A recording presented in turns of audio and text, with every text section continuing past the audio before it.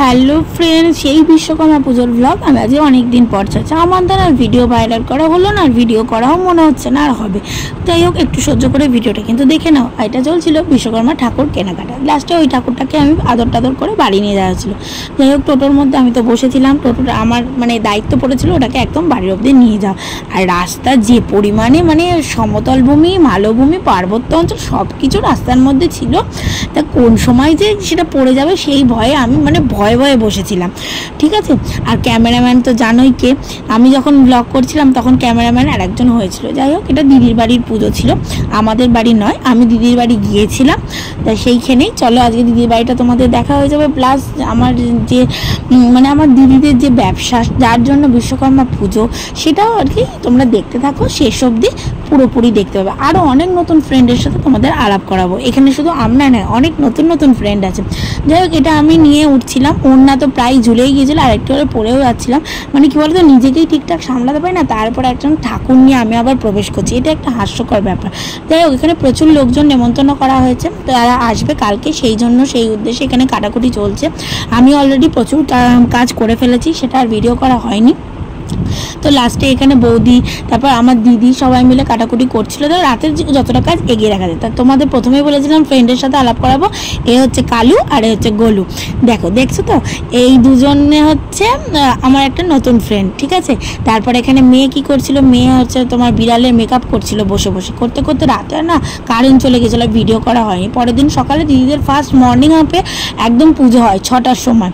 তা আমি রেডি হয়েছিলাম, স্নান করে টোরে ঠাকুরের যেটুকুনি গোছাতে পেরেছিলাম গুছিয়ে, ঠাকুর এখানে পুজো করতেও চলে এসেছে। যেটুকুনি পেরেছি গুছিয়েছি, কেন ঠাকুরের দিকটা আমি দেখছি, দিদি আবার রান্নার দিকটা দেখছি, এরকম করে মিলিয়ে গুছিয়ে কাজ হচ্ছে। তা মেয়ে তো এখনও খাটের ওপরে রয়েছে, এখনও নামার সুযোগ হয়নি। তারপর আরতি হয়ে গেল প্রায় 6টা থেকে 6:30টার মধ্যে পুজোটা কমপ্লিট হয়ে গেছিলো। এবার না করলেও এবার ওদিকে রান্নার দিকে যেতে হবে, সেই জন্য আগেই পুজো হয়ে গেছিলো অনেকটা। তারপর দেখো রান্নার ঠাকুর মশাই চলে এলো। এখানে এখন জিনিসপত্র নামানো কমপ্লিট। তা এখানে তোমাদের কি মেনু হবে তোমরা যদি দেখে বুঝতে পারো সেটা কমেন্টে জানিও। আর যারা শেষ অবধি দেখেছে তারা কিন্তু আমার কমেন্টে জানো। দেখো এখানে একজন ভগবতী দাঁড়িয়ে রয়েছে। তা আমরা কি ভাবছিলাম কি খেতে দেবো। আমার মেয়ে তো তাকে খেতে দিতে ব্যস্ত, একটা আলু দিল, কিশমিশ দিল, তাহলে সব কিছুই ওকে দিয়ে দেয়, এমন একটা ব্যাপার। যাই হোক, এখানে রান্না চড়ে গিয়েছিলো। আর মেনুতে কি আছে সেটা তোমরা দেখতে হলে পুরো শেষ ব্লগটা দেখো। এবার কি বলো তো, বাড়ির পুজো, প্যান্ডেল তো তেমন করা হয়নি, প্যান্ডেল আমরা নিজেরাই হাত দিয়ে বানিয়ে নিয়েছিলাম। অল ক্রেডিট গোস টু এটাতে বৌদি, সেই সেলাই করে প্যান্ডেল ঠিক করা হচ্ছিল। আর মেয়ে তো এখানে বসেই ছিল, ওর তো এখানে আসলে দিব্যি মজা হয়ে যায়। কেন বলো তো, এখানে প্রচুর বিড়াল, প্রচুর কুকুর, ও সারাদিন ঘুরে বেড়ায়। এই হচ্ছে আমি, তোমরা দেখে নাও এই সমূর্তি। সকাল থেকে এখনও মুখ দেখানোর টাইম পাইনি, তাই চলে এলাম মুখ দেখাতে। এখানে বৌদি তখনও কাজটা করছিল। প্রথমে হলো সাদা প্যান্ডেল, তাই আবার ওখানে কাপড় দিয়ে সেটাকে ঢাকা হয়েছিল। এই হচ্ছে আমাদের একজন রূপ। একে তোমরা আগেও দেখেছো, আমি তোমার ভিডিওটা হয়তো দেখিয়েছি। যারা দেখেছো বা যারা দেখোনি ভালো করে দেখে নাও। ওর নাম হচ্ছে রূপ। আর সেই রাতের কালু আর গোলু, এই হচ্ছে তাদের লুক, ঠিক আছে। এরা এখন খেয়ে দিয়ে মোটামুটি রেডি। তা ওদের পাট চুকে গেল। এবার তোমাদের মেনুর দিকে যায়। প্রথমে হয়েছিল খিচুড়ি, আর হয়েছিল তোমার, আগে দাঁড়াও নিচেরগুলো দেখিয়ে নি, এটাতেও খিচুড়ি রয়েছে, 2 গামলা খিচুড়ি নেমে গিয়েছে। তারপর এটাতে ছিল ছানার জিলিপি আর কি মিষ্টি।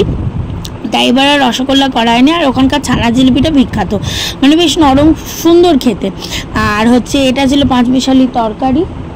আর এদিকে ছিল হচ্ছে তোমার আমের চাটনি, আমও ছিল আবার পেঁপে দেওয়া চাটনি ছিল, এখানে রাখা হয়েছিল। এখনও 2টো আইটেম বাকি। 2টো আইটেম বলতে এখানে আলুর দমটা নেমেছে, আলুর দমটা হচ্ছে। এবার আলুর দমের সাথে কি হবে তোমরা দেখে আশা করি বুঝতেই পারছো, বা কম্বিনেশন যেটা হয় সেটা হয়তো হবে। তা দেখা যাক কি হয়। ট্যান। হ্যাঁ, এটা হচ্ছে তোমার রাইস হবে। রাইসের জন্য সব কিছু কেটে রাখা হয়েছে, চালটাও ভিজে রাখা হয়েছে। কিন্তু আমি বলেছিলাম চালটা একটু বেশি ভিজে গেছিলো, সেটা আর তোমাদের দেখানো হয়। তোমাদের বললাম যে ব্যবসার উদ্দেশ্যে এত বড় পুজো, এই সেই দোকান। চলো শেষ অবধি তোমাদের বললাম দেখালে তোমাদের দেখাবো। এই সেই দোকান, এখানে লোহা লস্করের আগে বিশ্বকর্মা পুজো যে উদ্দেশ্যে, সেই ব্যবসার উদ্দেশ্যে বিশাল বড় করে পুজো হয়। আর এই দেখো আমি খেতে বসে গেছিলাম। তোমাদের রাইসটা তো দেখানো নেই, পাতেই দেখালাম যে রাইস আলুর দম ছিল। তাই এখানে মেয়ে খাচ্ছে, মেয়ে তো সবসময় সাদা খেতে পছন্দ করে, তাই দিদি খাইয়ে দিচ্ছিল, আমি দেখে নিই। তখন ধরো প্রায় 5টা বেজে গিয়েছে।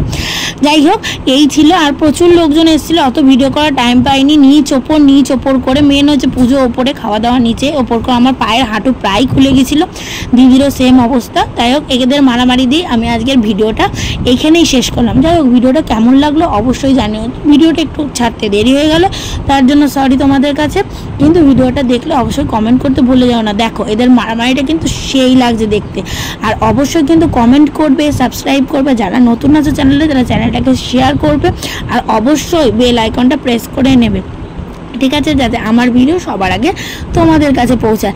আর প্লিজ বেশি বেশি করে সাপোর্ট করো, আর সাবস্ক্রাইব করতে কিন্তু ভুলে যেও না। চলো টাটা, দেখা হচ্ছে নেক্সট ভিডিওতে।